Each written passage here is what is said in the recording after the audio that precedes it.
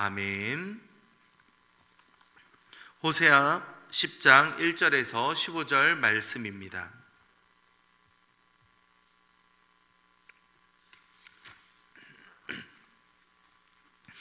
호세아서 10장 1절에서 15절 함께 교독하겠습니다. 1절입니다.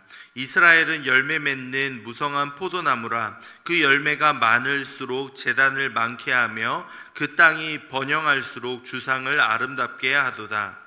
그들이 두 마음을 품었으니 이제 벌을 받을 것이라. 하나님이 그 제단을 쳐서 깨뜨리시며 그 주상을 허시리라.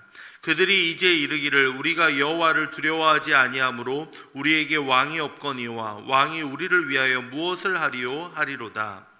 그들이 헛된 말을 내며 거짓 맹세로 언약을 세우니 그 재판이 밭 이랑에 돋는 독초 같으리로다.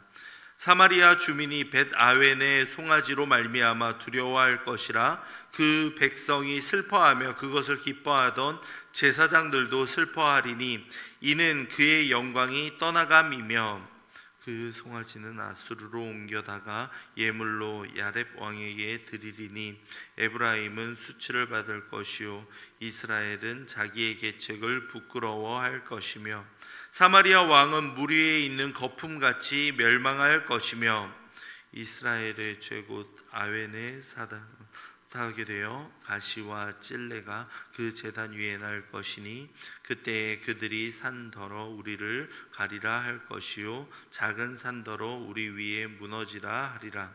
이스라엘아, 내가 기브아 시대로부터 범죄하더니 지금까지 죄를 짓는구나. 그러니 범죄한 자손들에 대한 전쟁이 어찌 기브아에서 일어나지 않겠느냐. 내가 원하는 때에 그들을 징계하리니 그들이 두 가지 죄에 걸릴 때에 만민이 모여서 그들을 치리라. 에브라임은 마치 길들이 남소 같아서 곡식 밟기를 좋아하나 내가 그의 아름다운 목의 멍에를 메우고 에브라임 위에 사람을 태우리니 유다가 밭을 갈고 야곱이 흙덩이를 깨뜨리리라. 너희가 자기를 위하여 공의를 심고 인애를 거두라. 너희 묵은 땅을 기경하라.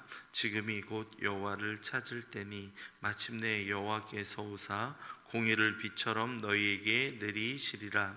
너희는 악을 밭가라 죄를 거두고 거짓 열매를 먹었나니 이는 내가 내 길과 내 용사의 많음을 의뢰하였음이라. 그러므로 너희 백성 중에 요란함이 일어나며 산성이 살만이 전쟁의 날에 벳 아벨을 무너뜨린 것 같이 될 것이라. 그때에 어머니와 자식이 함께 부서졌도다. 너희의 큰 악으로 말미암아 베델이 이같이 너희에게 행하리니 이스라엘 왕이 새벽에 정령 망하리로다. 아멘. 오늘 말씀은 하나님을 거역했을 때 그 나라가 멸망할 수밖에 없는 것, 반대로 이야기해서 하나님을 잘 믿고 따를 때에 그들에게 평안이 함께할 수 있다라는 여러 가지 경고와 함께 위로의 말씀이 내포되어 있습니다.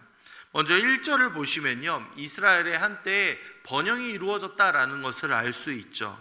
열매 맺는 포도나무에 열매가 많아졌다라고 하고 있는데 그 다음 장면에 무슨 말이 나와 있습니까?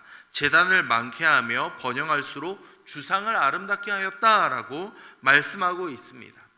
그들에게 하나님의 은혜가 임하였고 하나님이 축복을 내려주셨는데 정작 그들은 그 원인이 하나님이 아니라 우상에게서 찾았다라고 말하고 있는 겁니다. 우상이 그들을 지켜주고 계속 제단수가 늘어나고 우상을 더욱 아름답게 꾸몄다라고 이야기하고 있었던 것이죠. 이를 통해서 그들에게 임한 상황들은 어떠한가? 3절을 보시면요, 그들이 이제 이르기를 우리가 여호와를 두려워하지 아니하므로 우리에게 왕이 없거니와 왕이 우리를 위하여 무엇을 하리요 하리로다. 왜 왕이 없어졌겠습니까? 다 포로로 끌려가고 이미 나라가 멸망했기 때문에 더 이상 왕을 세울 수 없는 상황 가운데 있었다라는 겁니다. 5절을 보면 벳 아웬이라는 지명이 나오고 있는데요, 이곳은 원래 베델이라고 해서 하나님의 집이라는 뜻이었습니다. 그런데 이곳이 벳 아웬으로 바뀌었다라는 것은 악의 집, 악의 모든 것이 되었다라는 것을 말해주고 있는 겁니다. 즉 북이스라엘의 수도인 사마리아도 멸망하게 될 것이다, 7절에 나와 있는 것처럼 멸망을 선포하고 있는 내용이다 라고 보면 되겠습니다. 무엇입니까? 우상을 섬기며 하나님의 그 은혜를 잘못 해석하고 오해했을 때 이러한 결과가 있었다라고 성경은 우리에게 분명히 경고하고 있는 겁니다. 그뿐만이 아니죠. 사사기 19장에 나오는 것처럼 기브아 사건이 나왔던 그 죄악된 모습이 지금까지, 그 당시까지도 이어졌다라고 말씀하고 있는 겁니다. 9절을 보면요, 지금까지 죄를 짓는구나 라고 해서 죄악이 끊어지지 않고 계속 이어지고 있는 상황에 대해서 언급하고 있는 겁니다. 도덕적으로 타락하고 계속해서 그들이 죄악으로 말미암아 결국에는 이 전쟁과 이러한 멸망을 자초했다라고 성경은 우리에게 알려주고 있는 겁니다. 자, 그렇다면 우리가 이러한 전쟁, 이러한 멸망을 피하기 위해서는 우리의 삶 가운데 적용해 보자면 어떠한 상황이 되어야 되겠습니까? 먼저 2절을 보시기 바랍니다. 2절은 이렇게 말씀합니다. 함께 읽겠습니다. 그들이 두 마음을 품었으니 이제 벌을 받을 것이라. 하나님이 그 제단을 쳐서 깨뜨리시며 그 주상을 허시리라. 아멘. 이 말씀을 반대로 해석하면 무엇이 되겠습니까? 우리는 결코 두 마음을 품어서는 안 된다라고 해석할 수 있는 겁니다. 두 마음을 품었을 때 하나님께서는 모든 제단을 치시고 그 주상을 허무셨다라고 말씀하고 있습니다. 하나님은 하나님을 사랑하고 우상도 사랑하는 그러한 두 가지 마음을 결코 허락하지 않으십니다. 하나님이 주신 은혜를 그분이 주신 축복으로 생각하면서 살아가야 하는데 그것이 마치 잘못된 것으로 해석을 하고 두 마음을 품은 자들은 반드시 이와 같은 멸망이 임한다라고 말씀하고 있습니다.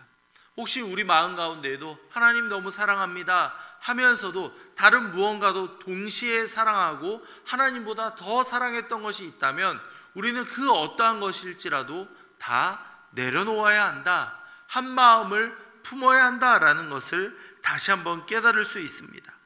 마지막 12절을 보면 이렇게 말씀하고 있죠. 함께 읽겠습니다. 12절입니다. 너희가 자기를 위하여 공의를 심고 인애를 거두라. 너희 묵은 땅을 기경하라. 지금이 곧 여호와를 찾을 때니 마침내 여호와께서 오사 공의를 비처럼 너희에게 내리시리라. 아멘.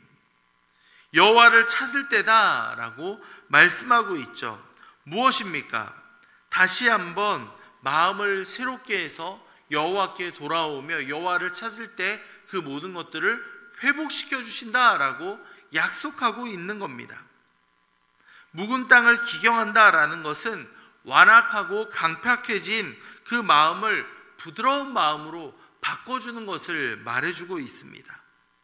우상 숭배와 다른 어떠한 것으로 우리의 마음이 빼앗겼을지라도 다시 한번 하나님께 나아가 회개하며 돌아올 때 오직 하나님만을 섬기며 나아갈 때 다시 한번 하나님께서 그 마음 가운데, 우리의 삶 가운데 축복을 내려주신다라고 말씀하고 있는 겁니다. 이를 위해서는 우리의 마음을 다시 한번 주님께 돌이키며 새롭게 할 필요가 있는 겁니다. 그뿐만이 아니죠. 너희가 자기를 위하여 공의를 심고 인애를 거두라 라고 말씀하고 있습니다. 공의를 비처럼 내리시리라 라고 말씀하고 있죠. 공의와 인애, 이 두 가지는요, 주께서 자기 백성에게 주시는 축복과도 같습니다. 그렇기 때문에 이를 누리기 위해서는 회개하며 불의를 다 내려놓아야만 하는 겁니다. 예수님을 믿고 따르는 우리의 삶 가운데 공의로운 삶이 회복되기 위해서는 바로 우리를 스스로 공의를 심고 인애를 거두기 위한 노력들을 여러분의 삶 가운데에서도 함께해야 한다라고 말씀하고 있는 겁니다. 그럴 때 하나님의 은혜가 여러분의 삶 가운데 더해진다라고 분명히 약속하고 있는 겁니다.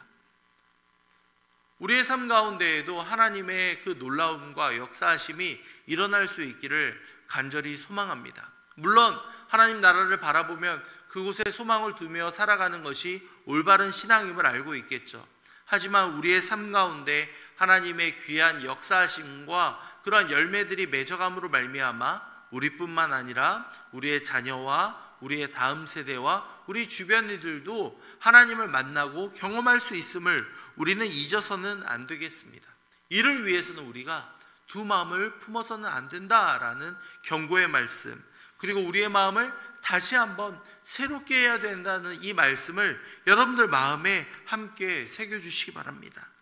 이를 위해서 우리가 다시 한번 주님 앞에 우리의 삶 가운데 혹시라도 공의가 무너져 있고 하나님의 올바름이 무너져 있는 모습들이 있다면 이 시간 회개하며 나아가오니 아버지여 우리의 간구를 들어주시며 우리의 삶을 올바로 이끌어 주시옵소서. 함께 기도하며 나아갈 수 있는 저와 여러분이 되기를 간절히 소망합니다.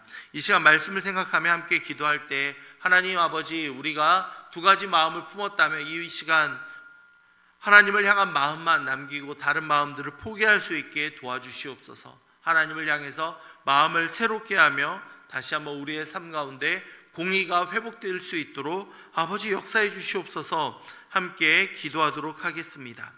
그리고 이어서 교회와 담임 목사님을 위해서도 함께 기도하겠습니다.